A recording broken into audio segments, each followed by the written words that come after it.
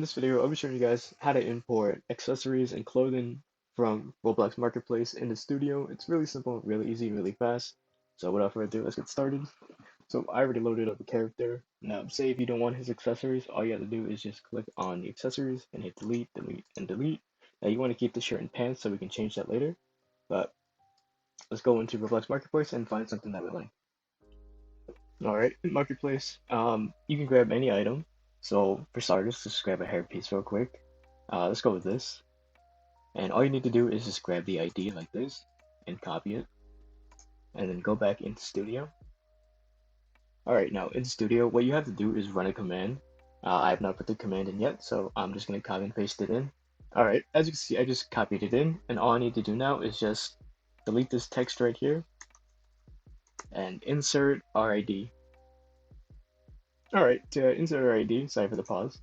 All you have to do is Control V. Now, once you typed everything in, you just have to hit enter.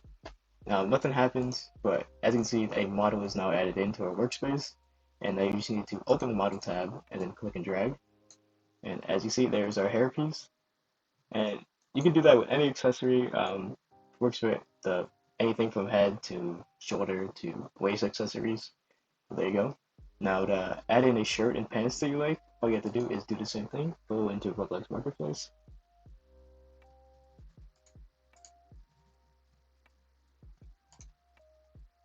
All right, let's go into clothing.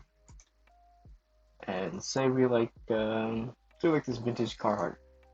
All you do is click it. Once again, grab the ID, just copy it, and go back in Studio.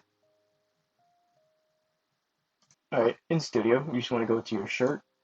You just want to delete the current shirt we have and paste in the ID of the one we want.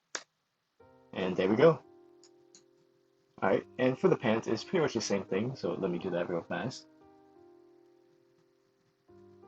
All right, and that's pretty much how you import clothing accessories into Roblox Studio.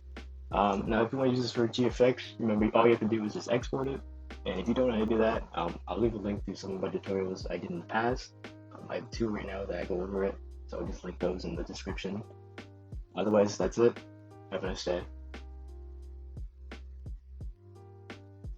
I forgot to mention that if you want to look for this command, it's in the description, and that is also in my Discord server and community assets. So if you want community assets, just go over there and check it. Now that's really it. Have a good day.